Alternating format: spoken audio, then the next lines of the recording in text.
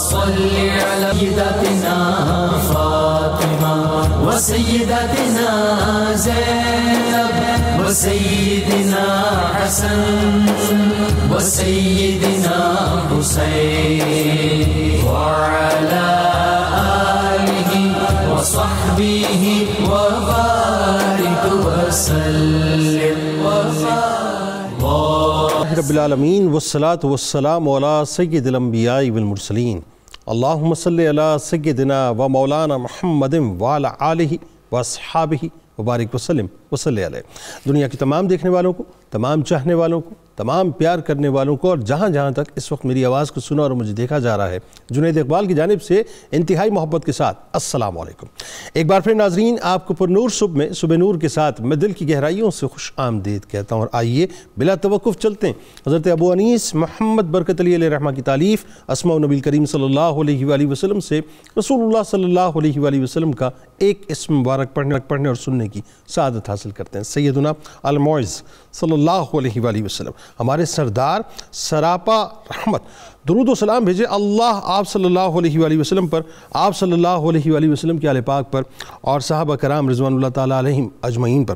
حضرت عبد الرحمن رضی اللہ تعالیٰ عنہ سے روایت ہے کہ حضور نبی کریم صلی اللہ علیہ وآلہ وسلم نے ارشاد فرمایا کہ کوئی بندہ اس وقت تک مومن نہیں ہو سکتا جب تک کہ میں اس کے نزدیک اس کی جان سے بھی زیادہ محبوب تر نہ ہو جاؤں، اور میرے اہل بیت اسے اس کے اہل خانہ سے محبوب تر نہ ہو جائیں، اور میری اولاد اسے اپنی اولاد سے بڑھ کر محبوب نہ ہو جائے۔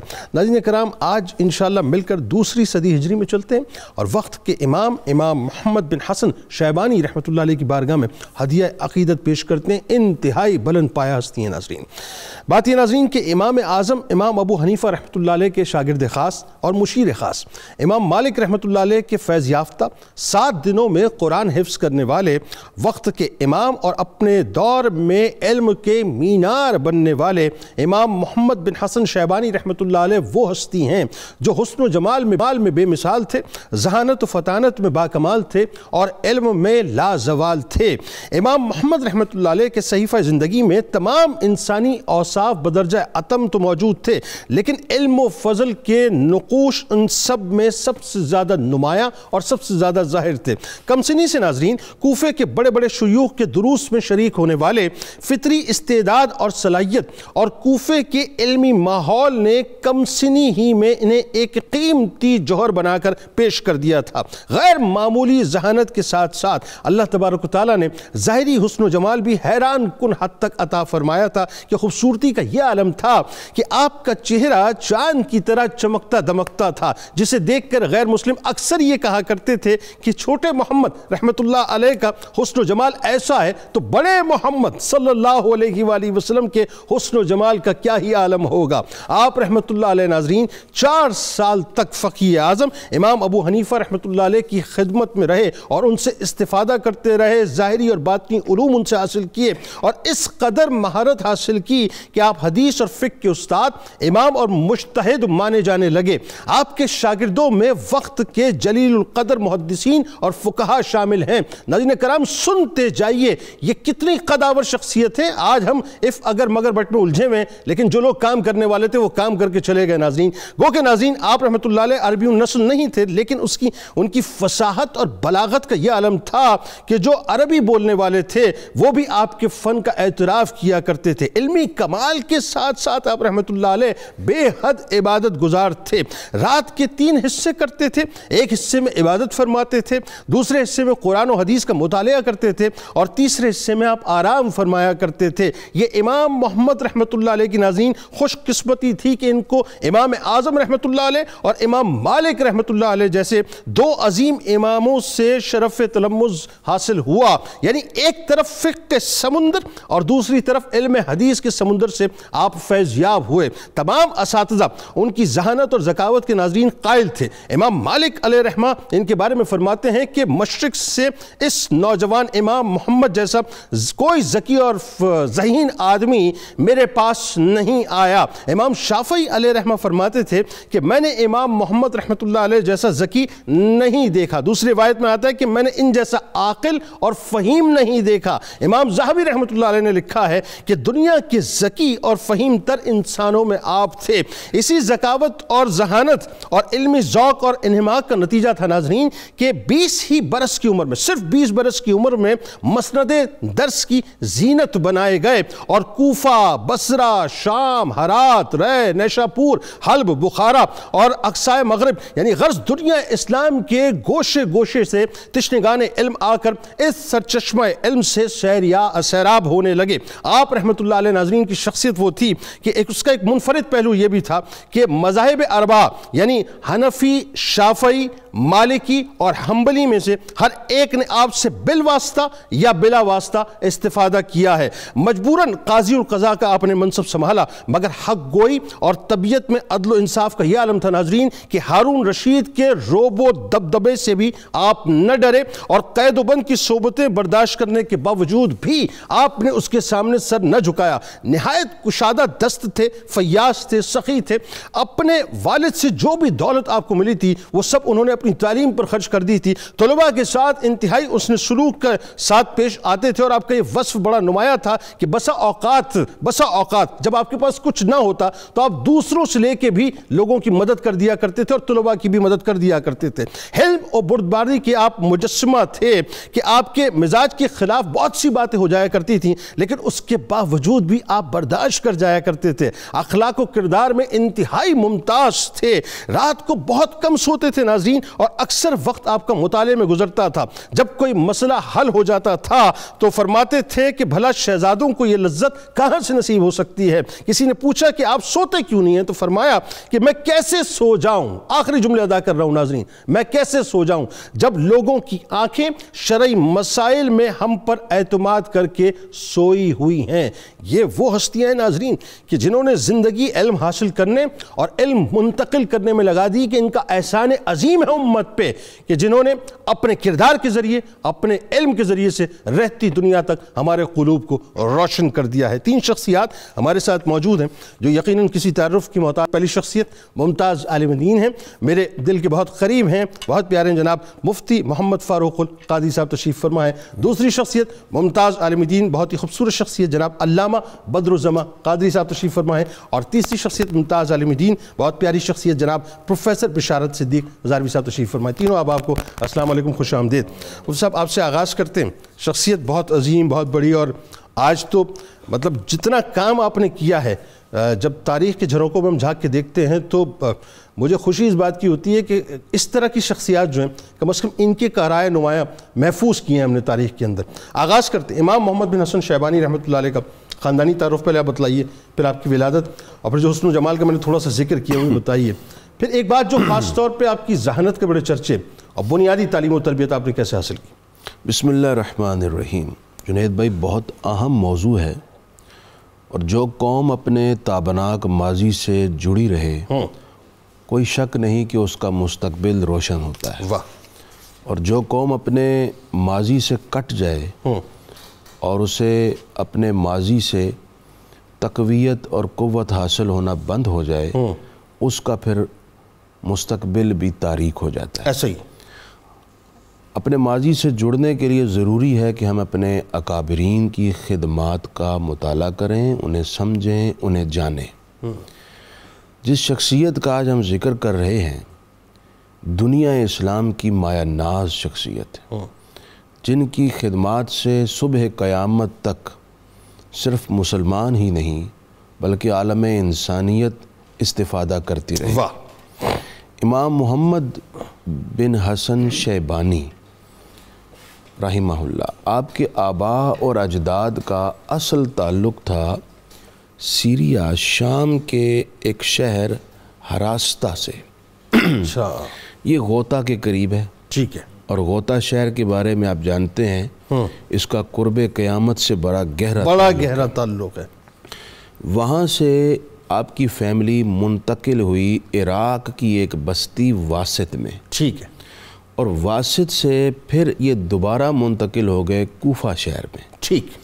آپ کے والد گرامی مرتبت لشکر اسلام کے مجاہد سپاہی تھے، جس بنیاد پر انہیں اپنی فیملی کو بسا اوقات شفٹ کرنا پڑتا تھا مختلف علاقوں میں۔ ٹھیک، کوفہ بہرحال آپ تشریف لے آئے، بالکل ٹھیک۔ اور امام محمد رحمہ اللہ کی ولادت واسط میں ہوئی تھی 132 ہجری کے لگ بھگ۔ ٹھیک، بالکل ابتدائی ایام تھے آپ کی ولادت کے بعد کہ آپ کی فیملی کوفہ میں آ گئی۔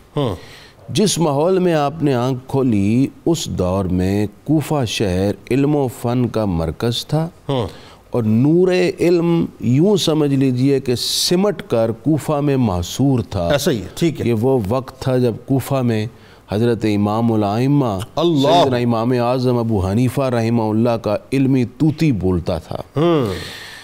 حضرت امام محمد رحمہ اللہ جوں عمر کے مراحل طے کرتے ہوئے بڑھ رہے تھے تو آپ اس علمی سرچشمے سے فیضیاب ہو رہے تھے، مختلف جہتوں سے، وہاں ماحول سے، وہاں کے لوگوں کے طرز گفتگو سے۔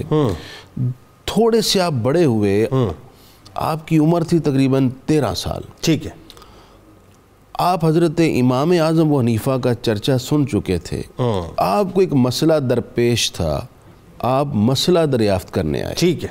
یعنی آپ کے نور شعور کی روشنی آپ کے باطن کو اس قدر روشن کیے ہوئے تھی کہ اس عمر میں جب آج کی سوسائٹی میں ہمارے بچوں کو دینی شعور نہیں ہوتا، بالکل ٹھیک، کم سے نہیں عمومی طور پر، بالکل ٹھیک ہے، لیکن آپ مسئلہ کیا دریافت کرنے گئے ہیں، بڑی حیرت کی بات۔ وہ بڑی حیرتناک بات۔ امام اعظم ابو حنیفہ کی مجلس میں پہنچے اور کہا جناب ایک مسئلہ فرمائیے کہ ایک 13 سال کا نوجوان عشاء کی نماز پڑھ کر سویا، ٹھیک ہے، اور رات کو وہ بالغ ہو گیا، تو کیا عشاء کی نماز دوبارہ پڑھے گا یا جو پڑھ چکا ہے وہی کافی ہے؟ اللہ اکبر۔ امام اعظم ان کے اس مسئلے کو سن کر چونک گئے اور اس نوجوان کی پیشانی میں اپنی فراست سے دیکھا تو علمی عروج، باطن کی پاکیزگی اور امت مسلمہ کے لیے وسیع تر خدمات کا جوہر نظر آیا۔ اللہ اکبر۔ آپ نے فرمایا اسے نماز دہرانی پڑے گی۔ ٹھیک ہے۔ امام محمد 13 سال کی عمر میں جواب سنا، اٹھ کر مسجد کے ایک کونے میں گئے اور جا کر نماز دہرائی، اور اس کے بعد وہ جملے اور امام اعظم ابو حنیفہ نے فرمایا کہ یہ رجل رشید، بڑا قابل شخص ہوگا اور اللہ اس سے خدمت لے گا۔ کچھ دن گزرے، اب آنا جانا شروع ہو گیا مسائل دریافت کرنے کے لیے، تو امام اعظم نے ان سے فرمایا کہ نوجوان ہماری مجلس میں آتے جاتے رہا کرو، تمہیں فائدہ ہوگا۔ یہ پھر انہوں نے اپنے والد سے خواہش کا اظہار کیا کہ مجھے امام اعظم کی مجلس میں پڑھنا ہے۔ ٹھیک ہے۔ تو ان کے والد گرامی امام اعظم کی مجلس میں حاضر ہوئے، کہا جی میرا بیٹا آپ داخل کر لیں، اس کو اپنی کلاس کا فرد بنائیں اور اس کی تربیت اور تعلیم فرمائیں۔ درست۔ امام اعظم نے فرمایا کہ ہماری جماعت کا اصول یہ ہے کہ ہم صرف حافظ قرآن کو اپنی جماعت کا فرد بناتے ہیں۔ یہ ان کا کوڈ آف کنڈکٹ تھا، اور اس کے پیچھے ایک اور وجہ بھی تھی۔ وہ کیا؟ وہ امام اعظم کا تقویٰ تھا۔ امام محمد بہت حسین و جمیل تھے، جو انہیں دیکھتا وہ نہ چاہتے ہوئے ان کی طرف مائل ہوتا، مائل ہونے سے مراد ان کی محبت اپنے دل میں محسوس کرتا، بلکہ غیر مسلم بھی یہ کہا کرتے تھے کہ یہ محمد اتنا خوبصورت ہے تو جو محمد مصطفیٰ ہیں ان کے حسن کا کیا عالم ہوگا۔ میں بات کو سمیٹنے لگا۔ امام اعظم ابو حنیفہ نے فرمایا کہ ہماری کلاس کا اصول ہے کہ حافظ ہو، ٹھیک ہے، آپ جائیں حفظ کریں۔ ٹھیک ہے۔ مقصد یہ تھا کہ یہ تھوڑے سے بڑے ہو جائیں گے، ٹھیک ہے، پھر یہ کلاس میں بیٹھیں گے، ابھی یہ بچے ہیں۔ ایک ہفتے بعد والد گرامی انہیں پھر لے آئے۔ امام اعظم نے فرمایا میں نے تو کہا تھا کہ بچے کو حفظ کروائیں، پھر لائیے گا تب ہم اسے کلاس میں شامل کریں گے۔ تو یہ امام محمد کے والد فرمانے لگے کہ میرے بیٹے نے حفظ کر لیا ہے، صرف ایک ہفتے میں قرآن حفظ کیا۔ کیسی بلا کی ذہانت اور فطانت تھی، اور اللہ نے ان کو فیاضی کے ساتھ ذہانت دے کر اس امت کا مایا ناز عالم بنا کر جو خدمات لی ہیں، آج تک ہر عالم چاہے وہ کسی بھی مسلک اور مذہب اور مشرب سے تعلق رکھتا ہو، جب وہ علم کے میدان میں شاہسوار بنتا ہے تو بغیر مطالعہ کتب امام محمد وہ کبھی بھی اس میں کامیابی حاصل یعنی جب وہ نہیں کر علم کے میدان میں شہسوار بنتا ہے تو یقیناً اسے ضرورت اس بات کی ہے، اس امر کی ہے کہ وہ امام محمد علیہ رحمہ کے نقوش پاک کی پیروی کرے۔ اچھا اب ذرا یہ بتائیے اس میں علامہ صاحب تھوڑا سا ابتدائی گفتگو میں، ایک تو شہبانی آپ کا جو ہے وہ خاص طور پہ یہ تعارف میں ایک بات آتی ہے۔ اچھا حسن و جمال کا ذکر ہوا، تھوڑا سا میں چاہتا ہوں آپ بھی اس پہ گفتگو فرمائیے۔ ذہانت کے ساتھ قوت حافظہ آپ دیکھیے کیسا ہے، یعنی یہ کیسی کمال بات ہے کہ ایک ہفتے کے اندر قرآن پاک کا حفظ کر لینا، اور پھر استاد کا کوڈ آف کنڈکٹ کیا آپ یہ بھی دیکھیے کہ سب سے پہلے انٹرلنک کیا قرآن کے ساتھ، اس سے پیوستہ ہو، اس کے بعد بات آگے بڑھے گی۔ تو جو علمی عروج پھر آپ کو ملا ہے وہ بھی پھر دنیا نے دیکھا، بتائیے ذرا۔ بسم اللہ الرحمن الرحیم۔ قال النبی علیہ السلام من یرید اللہ بہ خیرا یفقہہ فی الدین، اللہ تعالیٰ جس سے بھلائی کا ارادہ فرماتا ہے اسے دین کی فقاہت عطا فرما دیتا ہے۔ تو میں یہ سمجھتا ہوں کہ ہماری ممدوح شخصیت پر اللہ تعالیٰ نے وافر مقدار میں بھلائی کا ارادہ فرمایا، ایسا ہی اور دین کی کمال کی فقاہت عطا فرمائی، ایسی فقاہت جس کا ہم تصور نہیں کر سکتے۔ اور دیکھیے امام شافعی نے جو کلمات ثنا فرمایا، فرماتے امن الناس علیہ فی الفقہ محمد بن الحسن، مجھ پر فقہ کے اندر اگر کسی کا احسان ہے تو وہ محمد بن حسن شیبانی علیہ رحمہ کا ہے۔ آپ فرماتے اس سے بڑھ کر مجھ پر کسی نے احسان نہیں کیا۔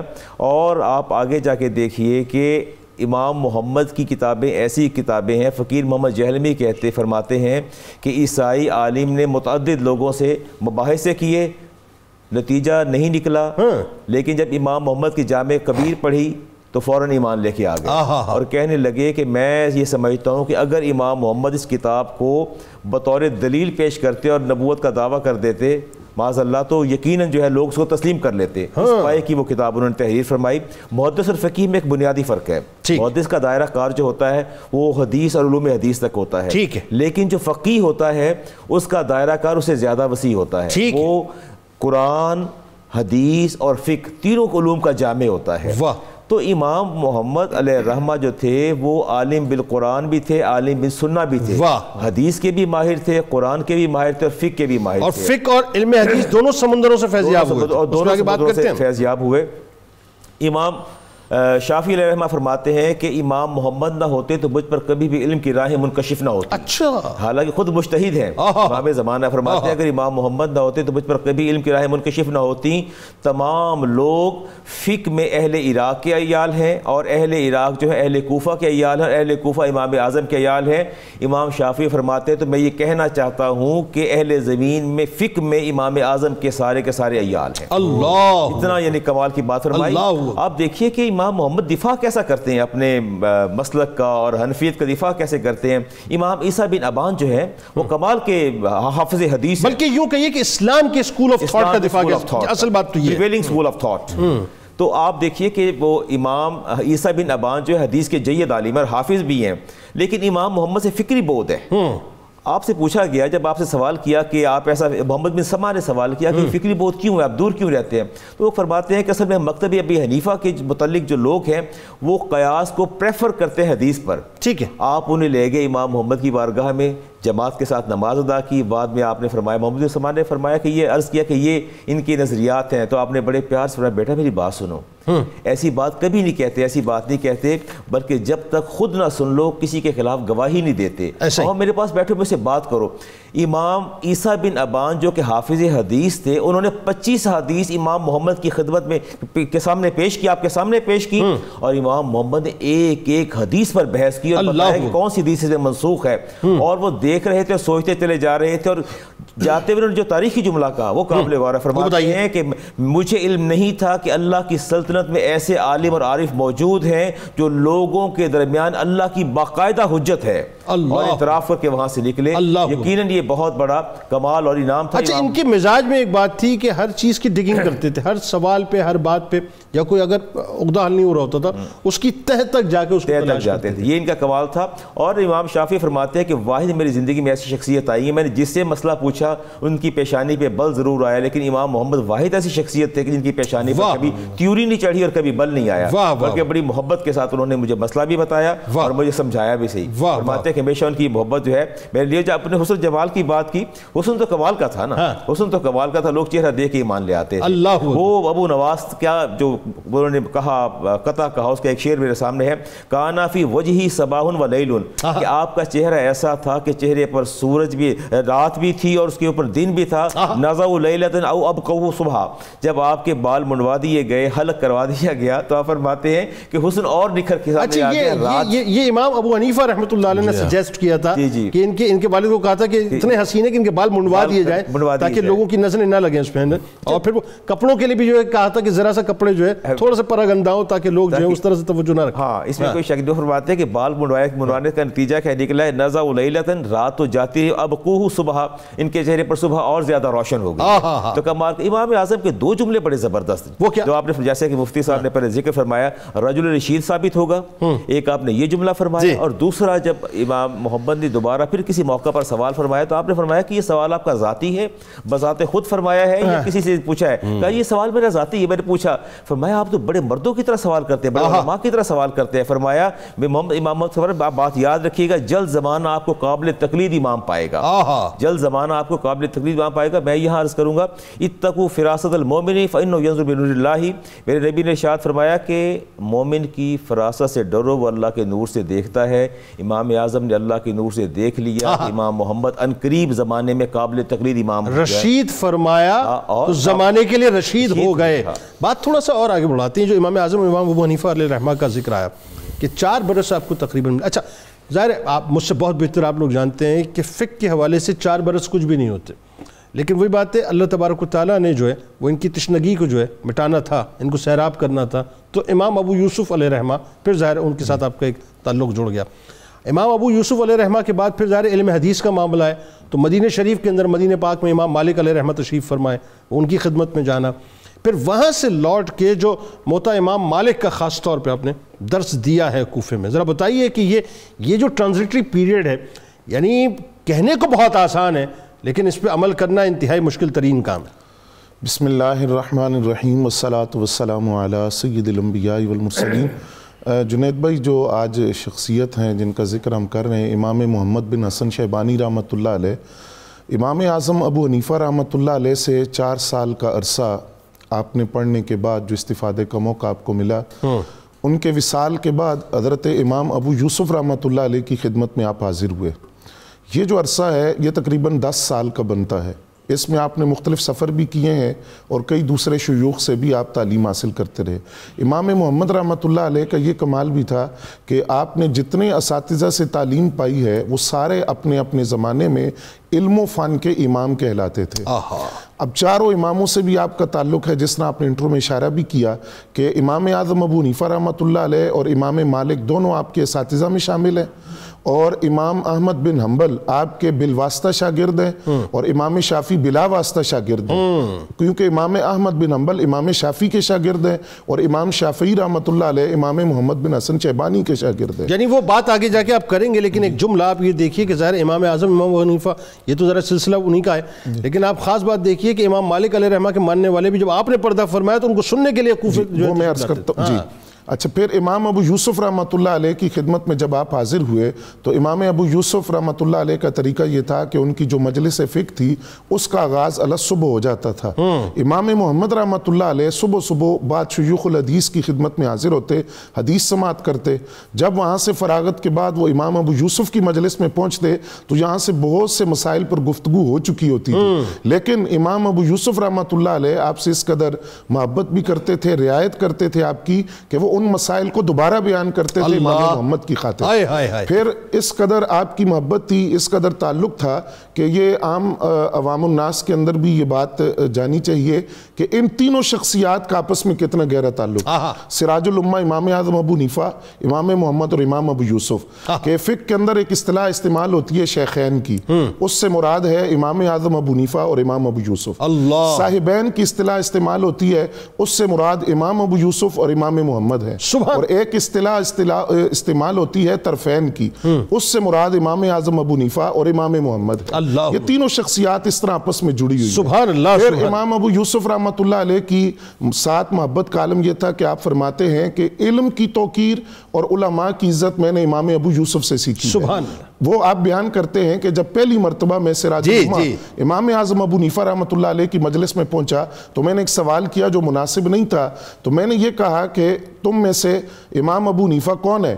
تو امام ابو یوسف رحمۃ اللہ علیہ نے مجھے اشارہ کر کے بیٹھنے کا کہا۔ جب میں بیٹھ گیا تو پھر انہوں نے مجھے اشارہ کر کے بتایا کہ وہ امام اعظم ابو حنیفہ رحمۃ اللہ علیہ ہیں۔ فقہ کی تعلیم کے بعد آپ کا چونکہ حدیث کا ذوق بھی تھا تو اس ذوق کی تشنگی کے لیے آپ نے مدینہ طیبہ کا سفر کیا، اور امام دار الہجرہ امام مالک رضی اللہ تعالیٰ عنہ کی خدمت میں آپ حاضر ہوئے، جو اس وقت حدیث کے سب سے بڑے امام سمجھے جاتے تھے۔ اور مورخین نے یہ بات لکھی ہے کہ اہل عراق میں سے غالباً آپ پہلی شخصیت ہیں جنہوں نے حدیث کا علم پڑھنے کے لیے مدینہ کا سفر کیا۔ جی آپ واحد شخصیت، بالکل ایسا ہے۔ اور امام دار الہجرہ امام مالک رضی اللہ تعالیٰ عنہ کی خدمت میں جب آپ حاضر ہوئے تو 3 سال کا عرصہ امام مالک کی خدمت میں آپ نے گزارا، مدینہ پاک اور روضہ رسول صلی اللہ علیہ وسلم۔ ایک تو دیار نبی تھا اور دوسرا پھر امام مالک جیسا امام اور استاد آپ کو ملا۔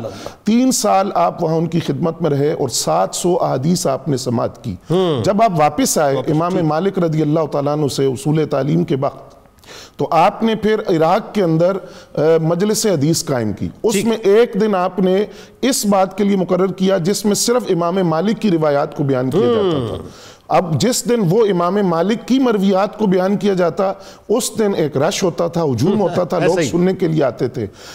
اب وہ آپ کے شاگرد ہیں اسد بن فرات رضی اللہ تعالیٰ عنہ، وہ فرماتے ہیں کہ ایک دن ایسا ہوا کہ آپ امام مالک رضی اللہ تعالیٰ عنہ کی جو روایات ان کو بیان کر رہے تھے، ایک شخص بڑی تیزی سے آیا، پھاندتا ہوا بڑی تیزی سے آگے بڑھا اور اس نے آپ کے کان میں کوئی آہستہ سی بات کہی جس پر آپ رونے لگے اور انا للہ و انا الیہ راجعون کے لفظ پڑھے اور فرمایا کہ مصیبت ٹوٹ پڑی۔ تو لوگوں نے پوچھا کیا ہوا؟ فرمایا امام مالک دنیا سے رخصت ہو گئے۔ اب وہ لوگ کہ جو امام مالک رضی اللہ تعالیٰ عنہ کی خدمت میں حاضر ہوا کرتے تھے مدینہ طیبہ حدیث کی سماعت کے لیے، وہ لوگ بھی آپ کی خدمت میں حاضر ہوئے تاکہ آپ کے واسطے سے امام مالک کی روایات کو سنیں۔ تو وہ ہجوم اس قدر بڑھ گیا کہ آپ کے شاگرد کہتے ہیں جس دن امام مالک کی روایات کو امام محمد رحمۃ اللہ علیہ بیان کرتے راستے بند ہو جاتے، اس قدر ہجوم حدیث سننے کے لیے آتے۔ اچھا، یہ 700 روایات جو آپ لے کر آئے، اس کے بارے میں بھی یہ کہا جاتا ہے نا چونکہ آپ بہت زیادہ اس کی ڈگنگ کرتے تھے، جی بالکل، اس وجہ سے آپ کو بڑا وقت لگتا تھا ان چیزوں کو سمجھنا۔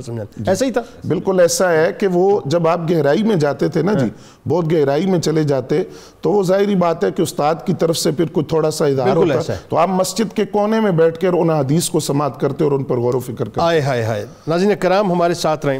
ظاہر ہے اب مدینہ پاک کا تذکرہ آ گیا تو یہ کیسے ممکن ہے کہ مدنی سرکار علیہ السلام پر درود پاک کا نذرانہ نہ ہو۔ آئیے سرکار علیہ السلام کی بارگاہ میں درود پاک کا نذرانہ مل کے پیش کرتے ہیں، اور جب لوٹیں گے تو آپ کو بتلائیں گے کہ امام محمد بن حسن شیبانی رحمۃ اللہ علیہ کے شخصی اوصاف اور محاسن کیا تھے۔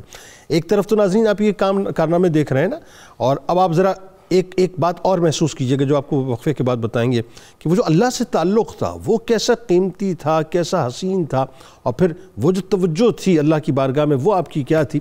آج کا نوجوان یہ جو ہیروئزم کا مسئلہ ہے ناظرین، اگر اس ہیروئزم کے معاملے کو سمجھ لیں کہ ایکچول ہمارے ہیروز کون ہیں، آپ یقین مانیے میں نے ایک جملہ کہا تھا کچھ دن پہلے، یہ صبح نور کا فیضان ہے۔ ہم بیسیکلی اپنے اسلاف سے آپ کو کنیکٹ کرتے ہیں، اپنے ماضی سے کنیکٹ کرتے ہیں، اس لیے کہ ماضی سے جو کنیکٹ رہتا ہے ناظرین وہ مستقبل کے صحیح فیصلے کر سکتا ہے، جو ماضی کو فراموش کر دیتا ہے اس کا مستقبل تباہ ہو جاتا ہے۔ درود پاک۔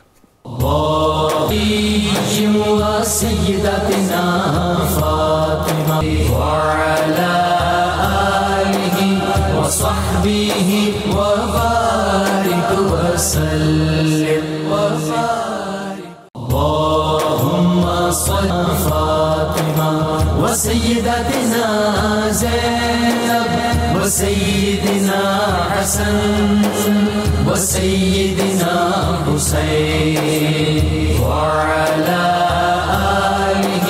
وصحبہ وبارک وسلم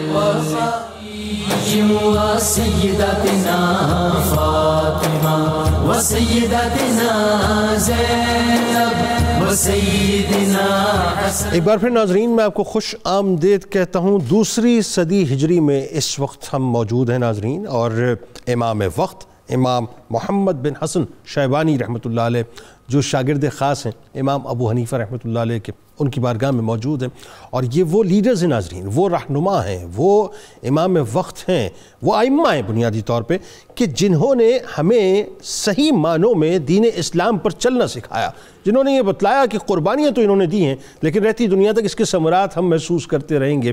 آپ ذرا تصور کیجئے ناظرین کہ آج جتنی ریسورسز ہمارے پاس موجود ہیں، آج جتنی فیسلٹیز ہمارے پاس موجود ہیں، اس کا عشر اشیر وہاں پر موجود نہیں تھا۔ آج ہمارے پاس لیوش لائف سٹائل ہے، ہمارے پاس بہترین سے گھر ہوتے ہیں، بہترین سی گاڑیاں ہیں، ٹرانسپورٹیشن ہے، لوگوں کے پاس پیسہ ہوتا ہے، مراد ہوتی ہیں۔ اگر فیملی جو ہے وہ اچھی ہے، سپورٹڈ ہے یا سپورٹیو ہے، تو وہ پھر وہ بچے کو اس کا براٹ اپ جو ہے وہ پھر یورپ بھیج دیتے ہیں، امریکہ بھیج دیتے ہیں پڑھنے کے لیے، بیٹا جاؤ باہر جا کے یو کے وغیرہ میں جا کے تعلیم حاصل کرو۔ تو آج تو بہت کچھ موجود ہے، اس وقت کچھ موجود نہیں تھا۔ ہاں ایک چیز وہاں موجود تھی، وہ کیا تھی؟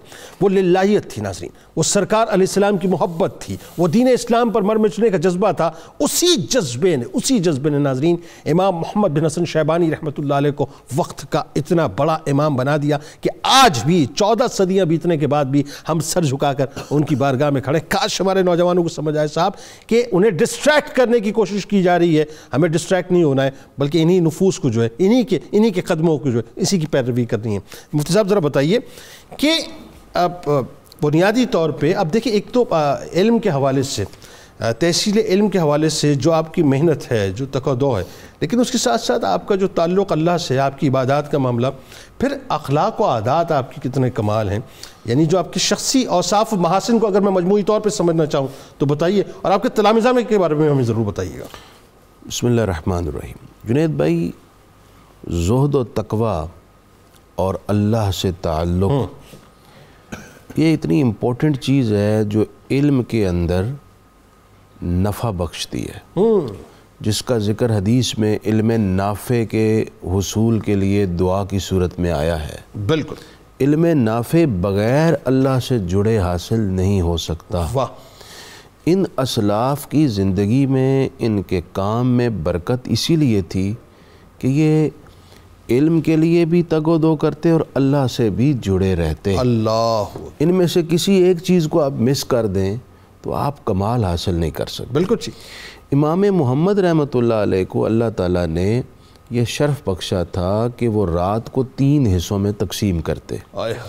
ایک حصہ وہ غور و فکر اور تدریس اور درس میں گزارتے، اللہ، ایک حصہ آرام کرتے، اور ایک حصہ مکمل وہ عبادت اور اللہ کی طرف رجوع میں رہتے۔ اللہ، امام شافعی رحمۃ اللہ علیہ چونکہ بہت قریب تھے، آپ کے شاگرد بھی تھے، قریب بھی تھے، وہ آپ کے شب و روز کو دیکھتے تھے۔ وہ فرماتے ہیں میں نے امام محمد سے بڑھ کر کسی کو زاہد اور عابد نہیں پایا۔ اللہ، وہ رات کے پچھلے حصے میں اکثر رو کر اپنا وقت گزارتے، اللہ، اور اللہ کے حضور سجدہ ریزی اور اس کے حضور گر گڑانے میں ان کا وقت صرف ہوتا۔ اللہ، یوں ہی امام محمد رحمۃ اللہ علیہ کی فیاضی کا یہ عالم تھا۔ اللہ تعالیٰ نے خاندانی اعتبار سے بھی آپ کو خوشحال رکھا تھا، ٹھیک ہے، اور اس کے علاوہ چونکہ آپ منصب قاضل قضات پر فائز ہوئے، آپ کے پاس دنیا کھنچی چلی آتی تھی نعمتوں کی صورت میں، اللہ، لیکن آپ بانٹ دیتے تھے۔ اکثر طلباء کے اخراجات خود برداشت کرتے، ان کے مالی جو اتنی ضروریات تھی، امام شافعی رحمۃ اللہ علیہ پر کتنی مالی دقتیں آئیں، امام محمد رحمۃ اللہ علیہ نے وہ دقتیں دور فرمائیں۔ اس طرح کئی بڑے بڑے نام ہیں جن کو آپ مالی سپورٹ کر کے علم کے اندر یوں سمجھے آپ اسکالرشپ ان کو اپنی جیب سے دیتے۔ اچھا، اگر آپ کے پاس رقم نہ بھی ہوتی تو کسی سے ادھار لے کے آپ کسی کا مسئلہ حل کر دیا کرتے تھے، ایسا بھی، اور یہ سرکار علیہ السلام کی سنت بھی ہے۔ اسی طرح اخلاقی اعتبار سے دیکھیں تو علی بن معبد بہت بڑے علمی امام ہیں، وہ رقہ میں ملنے آئے تو اس وقت امام محمد قاضل قضات تھے، ٹھیک، دربان نے آنے نہ دیا، وہ واپس لوٹ گئے۔ ایک دفعہ ملاقات ہوئی تو امام محمد نے فرمایا آپ رقہ میں ہوتے ہیں، مجھ سے کبھی ملنے نہیں آئے؟ وہ کہا جی آیا تھا آپ کے دربان نے آنے۔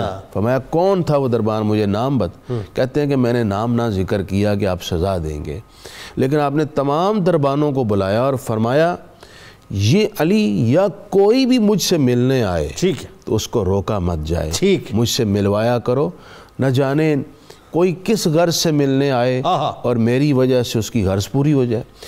یعنی پروٹوکولز کو بھی جو ہے آپ اہمیت نہیں دیتے تھے۔ اچھا، ایک بڑی اہم بات ہے، وہ اسی سے منسلک ہے۔ امام شافعی رحمۃ اللہ علیہ کا ایک جملہ ہے، وہ فرماتے ہیں کہ جب میں نے امام محمد رحمۃ اللہ علیہ کی فصاحت و بلاغت دیکھی تو مجھے ایسا لگا کہ قرآن امام محمد بن حسن شیبانی کی لغت میں اترا ہے۔ اللہ، یعنی اس قدر قرآن سے آپ کو اٹیچمنٹ تھی، قرآن فہمی پر عبور تھا اور قرآن کے اسرار و رموز سمجھتے تھے۔ میں امام محمد کی قرآن فہمی اور طرز استدلال پر ایک دو باتیں کرنا چاہتا ہوں، بڑی اہم ہے۔ بتائیے۔ مثلا ایک آیت ہے قرآن پاک میں، ایک سوال اٹھا کہ جی ذبی اللہ کون تھے، حضرت اسحاق علیہ السلام یا حضرت اسماعیل علیہ السلام؟ آج بھی چند لوگ یہ باتیں کرتے ہیں، تو یہ اس دور میں بھی بات ہوئی۔ بالکل ٹھیک۔ حضرت امام محمد رحمۃ اللہ علیہ نے فرمایا یہ تو قرآن سے ثابت ہے کہ وہ حضرت اسماعیل علیہ السلام تھے۔ جی وہ کیسے؟ ہم بھی تو قرآن پڑھتے ہیں۔ بالکل ٹھیک ہے۔ آج بھی ہر بندہ دعویٰ کرتا ہے میں قرآن پڑھتا ہوں، اور پڑھتے کیسے ہیں؟ ترجمہ دیکھ کے، حالانکہ وہ ترجمے کو پڑھ رہے ہیں اور ترجمے سے قرآن سمجھنا چاہ رہے ہیں، اور قرآن ایکچول ترجمے میں تو نہیں اترا۔ قرآن تو اصل جو اس کا متن ہے عربی زبان میں، جب تک مختلف علوم کے ذریعے اور پھر اللہ اور اس کے رسول کی توجہ نہ ہو اس وقت تک قرآن فہمی میں عبور حاصل نہیں ہوتا۔ امام محمد بن حسن شیبانی فرمانے لگے اللہ تعالیٰ نے فرمایا فَبَشَّرْنَاهَا بِإِسْحَاقَ وَمِن وَرَاءِ إِسْحَاقَ یعقوب، کہ ہم نے ابراہیم کی بیوی کو خوشخبری سنائی کہ ہم تمہیں اسحاق دیں گے اور اسحاق کے بعد یعقوب دیں گے۔ ٹھیک۔ امام محمد فرماتے ہیں اس پہ غور کرو، جس کی خوشخبری سنا دی گئی اسحاق بھی ہوگا اور اسحاق کا بیٹا یعقوب بھی ہوگا، ٹھیک ہے، تو پھر اس کے ذریعے سے آزمائش کیسے ہو سکتی ہے؟ وہ قربان کیسے ہو سکتا ہے؟ وہ تو پہلے ہی علم ہو گیا کہ اسحاق رہے گا اور اس کا بیٹا بھی آگے یعقوب ہوگا، تو چلا اس سے حضرت اسحاق نہیں، وہ حضرت اسماعیل علیہ السلام۔ اسی طرح قرآن مجید میں وہ کہتے ہیں، اور ایک آیت ہے نساؤکم حرث لکم، تمہاری بیویاں تمہاری کھیتی ہیں۔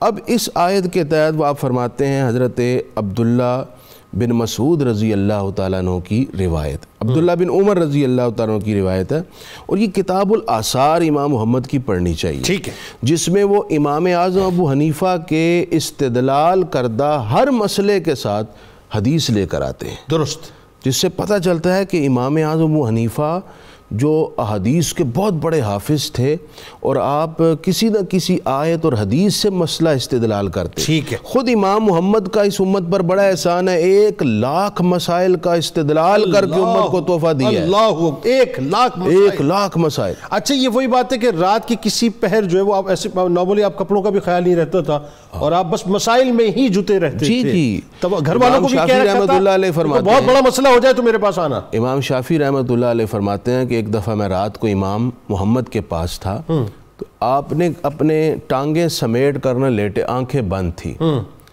تو میں سویا ہوا تھا، تہجد کے وقت اٹھے اور نماز شروع کر دی۔ میں نے سوچا کہ آپ نے وضو نہیں کیا، کیسی بات ہے؟ تو میں نے پوچھ لیا، تو فرمانے لگے کہ میں رات سویا نہیں، آنکھ بند تھی، قرآن میں غور کرتا رہا، اور الحمدللہ آج کی رات میں نے قرآن سے 1,000 مسائل کا استنباط کیا۔ اللہ اکبر، اس قدر بلا کے حافظ اور نظر غائر رکھنے والے شخص، بند آنکھوں سے لکھنے کے محتاج بھی نہیں، ان کے حافظ ہیں، وہ باطنی طور پر کیا اب میں اس آیت پر بات کر لوں۔ عبداللہ بن عمر رضی اللہ تعالیٰ کی حدیث اب وہ نقل کرتے ہیں، قالا، وہ کہتے ہیں عبداللہ بن عمر کہ میں نے اس آیت کے بارے میں سوال کیا تو مجھے فرمایا کہ یہ جو آیت ہے نا کہ تمہاری عورتیں تمہاری کھیتیاں ہیں، تم جیسے چاہو اس کھیتی میں آؤ، کہتے ہیں اس کا مطلب یہ ہے ان شئت عزلا و ان شئت غیر عزل، چاہے تم عزل کرو یا عزل نہ کرو۔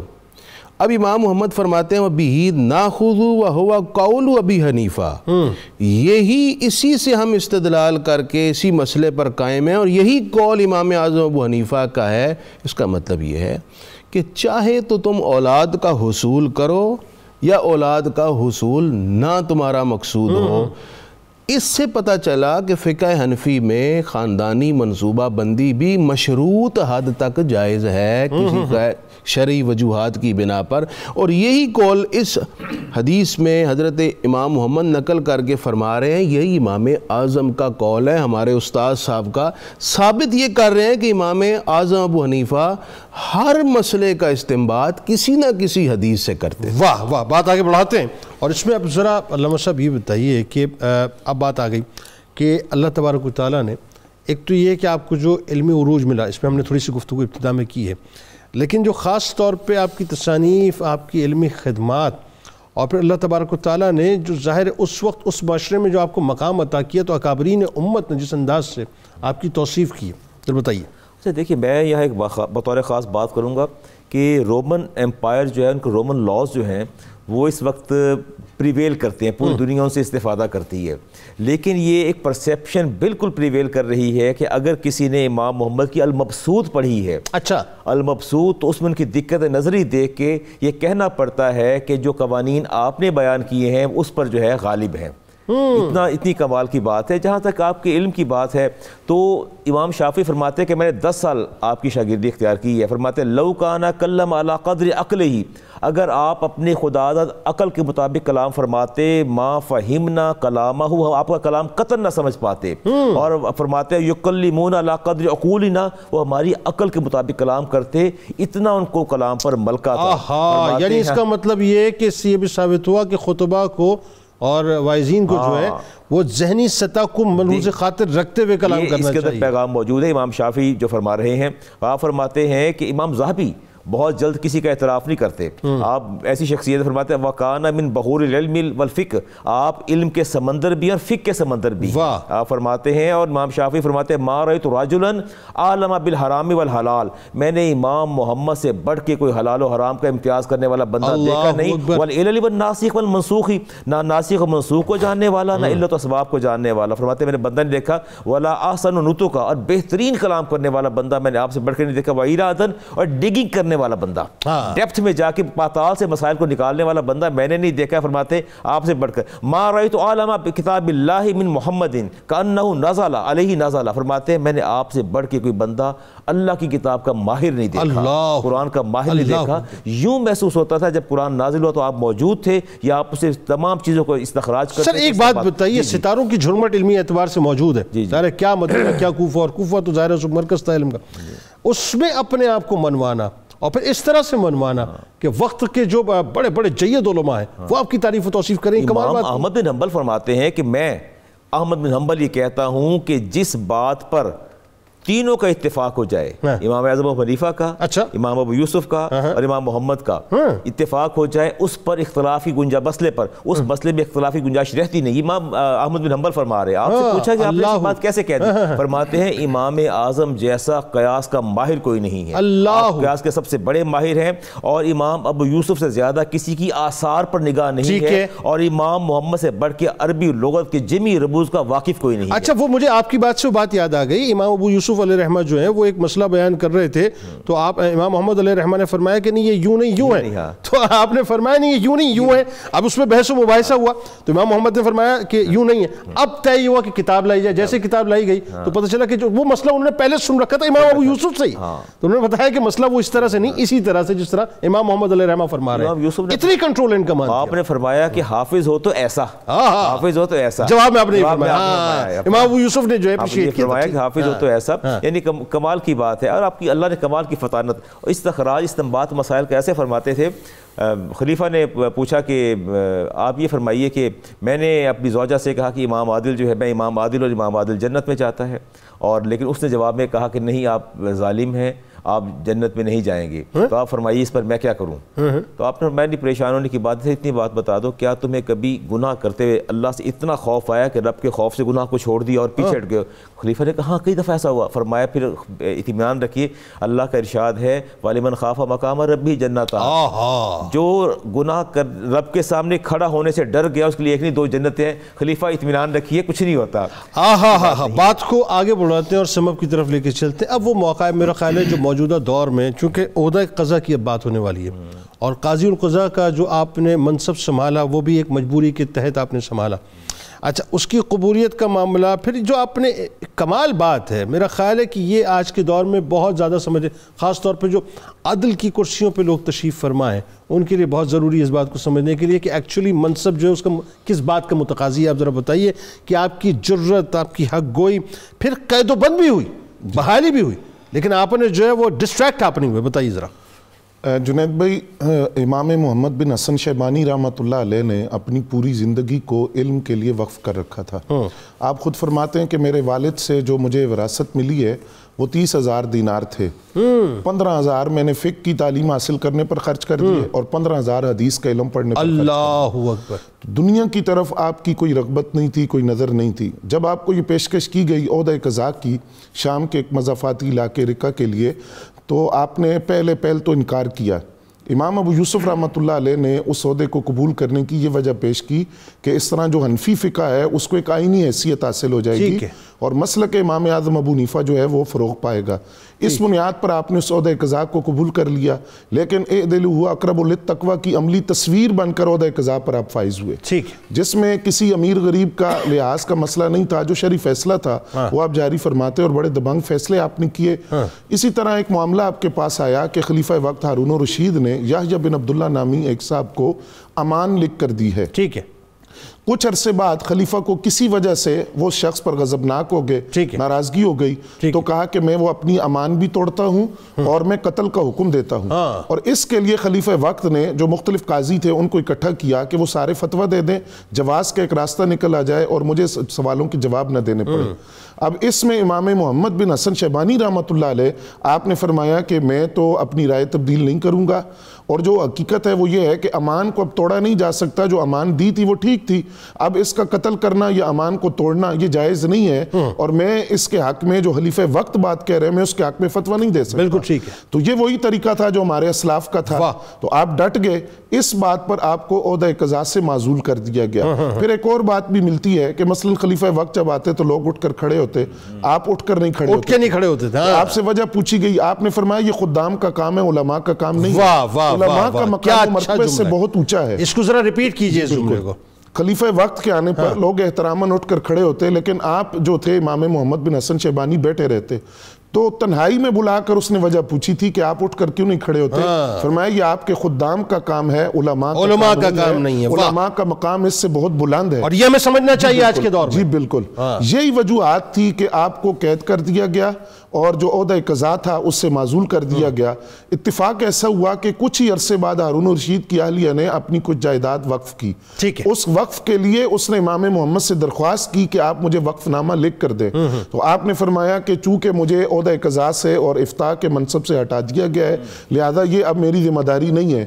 اب اس میں ان کی مشاورت ہوئی تو خود ہارون الرشید آپ کو قید سے نکال کر دوبارہ عہدہ قضاء پر بحال کیا، اور یہاں مورخین نے لکھا ہے یہ جو دوسرا ٹینور ہے آپ کا یا دوسرا عرصہ ہے عہدہ قضاء کا، اس میں ہارون الرشید کا جو انداز تھا وہ آپ سے بدل گیا، آپ کی فقاہت کو، ثقافت کو، علم کو، فضل کو تسلیم کیا، بڑے احترام سے پیش آیا، لیکن امام محمد کی وہ جو جرت تھی وہ اسی طرح قائم تھی، ان کے فیصلوں میں کوئی نرمی نہیں آئی۔ اور اس میں آخری بات یہ ایڈ کر دوں کہ یہ امام محمد رحمۃ اللہ علیہ اور نحو کے مشہور امام ہیں امام کسائی، انہوں نے دونوں نے سفر کیا ان کے ساتھ، ہارون الرشید کے ساتھ سفر کیا اور رہ کا، اس سفر کے دوران یہ 189 ہجری کی بات ہے، وہاں امام محمد رحمۃ اللہ علیہ آپ کی طبیعت جو تھی وہ کچھ ناساز ہو گئی، اس بنیاد پر امام محمد رحمۃ اللہ علیہ 1 یا 2 دن بعد آپ کا وصال ہو گیا۔ بالکل ٹھیک ہے، اسی مقام پر 1 یا 2 دن بعد نحو کے جو امام تھے، معروف امام امام کسائی، ان کا بھی انتقال ہوا۔ تو اب ہم اس سے دیکھتے ہیں کہ ہارون الرشید کے جو دوسرے عرصہ جو آپ کو عہدہ قضاء تھا اس میں تعلقات کی نوعیت یہ تھی کہ اس پر ہمیشہ اس کو افسوس رہا ہارون الرشید کو، اور وہ اکثر یہ بات کہا کرتا تھا کہ مجھے افسوس ہے کہ میں اپنے ہاتھوں سے فقہ اور نحو کو رے کے اندر دفنا کر اللہ۔ اچھا ایک بات خاص آخر میں کہ آپ یہ دیکھیے کہ پوری عمر جو ہے علم دوستی، پوری عمر علم کی طرف، پوری عمر آپ نے علم منتقل کیا، اور اپنی زندگی کا کوئی لمحہ جو ہے وہ علم سے خالی نہیں رکھا، اور جس وقت آپ پردہ فرما رہے تھے اس وقت بھی آپ روایت میں آتا ہے کہ کسی مسئلے کی جو طرف غور کیا، وہ کیا معاملہ تھا؟ جی وہ جب آپ سے پوچھا گیا، بعد میں خواب کا ذکر ہے، خواب کا ذکر ہے جس میں آپ بیان کرتے ہیں، پوچھا گیا درجات کے اعتبار سے، تو آپ نے فرمایا کہ امام ابو یوسف کو میں نے دیکھا ہے وہ مجھ سے بلند درجے پر ہے. تو پوچھا پھر امام اعظم ابو حنیفہ، فرمایا وہ امام ابو یوسف سے بھی بلند درجے پر ہے. تو اس حوالے سے آپ سے پوچھا گیا کیا کیفیت تھی، تو آپ نے فرمایا کہ مجھے توجہ نہیں تھی، میں کسی مسئلے میں الجھا ہوا تھا اور اس مسئلے کی حال میں مصروف تھا. تو پوری زندگی جو آپ کی تھی وہ آپ نے علم کے لیے وقف کر رکھی تھی اور عہدہ قضاء کو بھی قبول کیا. تو اس میں آپ نے منصب اور اپنے عہدے کا لحاظ جو تھا وہ اس حوالے سے نہیں کہ کسی کے لیے فیصلہ اور کسی کے لیے اور، بلکہ قرآن و سنت کے مطابق جو فیصلہ تھا اس میں کسی کی ناراضگی بھی تھی تو اس کی پرواہ بھی نہیں کی، وہی فیصلہ آپ نے دیا. اور دوسری مرتبہ جب آپ عہدہ قضاء پر آئے تو پھر اس میں روایات میں یہ ہے کہ آخری دم تک آپ اس عہدہ قضاء پر فائز رہے اور اپنے فیصلے جو تھے وہ جاری کرتے رہے. واہ، اپنے فیصلے جاری کیے، مطلب یہ ہے کہ کمپرومائز نہیں کیا، مطلب یہ ہے کہ طاقت والوں کے آگے، کرسی والوں کے آگے جھکے نہیں، مطلب یہ ہے کہ جو عدل کے تقاضے تھے اس کو پورا کیا، اور مطلب یہ ہے کہ جو انصاف چاہتا تھا بنیادی طور پہ وہ آپ نے ڈیلیور کیا. مطلب یہ ہے کہ آپ نے کہیں بھی نیگوشیٹ نہیں کیا، اور مطلب یہ ہے کہ کہیں بھی آپ نے طاقت کے آگے، قوت کے آگے سرنڈر نہیں کیا. اور مطلب یہ ہے کہ رہتی دنیا تک آپ نے یہ پیغام دے دیا کہ جس کو اللہ تبارک و تعالیٰ قاضی القضاء کا عہدہ عطا کرے اسے چاہیے کہ اس کے ساتھ انصاف کرے، کمپرومائز نہ کرے. ناظرین کرام، سب سے بڑا مسئلہ آج اس معاشرے کا یہی ہے، ہم کمپرومائزنگ ہو گئے، ہم مصلحت پسند ہو گئے، ہم طاقت کے آگے جھکنے والے ہو گئے. جس دن ہم نے یہ سمجھ لیا کہ اصل طاقت تو اللہ کی ہے، ہمیں جھکنا اس کے آگے، اس دن ہمارے فیصلے بھی صحیح ہوں گے اور درست سمت میں ہم جانا بھی انشاءاللہ شروع کریں گے. لیکن جاتے جاتے بس ایک جملہ، اپنے بچوں کو اپنے اسلاف کے ساتھ کنیکٹ کر کے رکھے. یہی کنیکٹیویٹی آپ کو دنیا میں تو کام دے گی انشاءاللہ آخرت میں بھی کام دے گی. کتاب الشفا، گمشدہ بچے کی بازیابی کا وظیفہ. اگر کسی کا بچہ یا غلام گم ہو جائے تو ہر فرض نماز کے بعد اول و آخر 7 بار درود ابراہیمی کے ساتھ اللہ تبارک و تعالیٰ کے اسماء گرامی یا مبدیو یا معیدو کا 313 بار ورد کریں، انشاءاللہ گمشدہ بچہ مل جائے گا. حضرت شیخ سعدی رحمۃ اللہ علیہ کا کمال قول مبارک ہے کہ مصیبت میں حوصلہ نہیں ہارنا چاہیے، ہمت سے اس کا مقابلہ کرنا چاہیے. ہمت طاقت سے زیادہ کام کرتی ہے.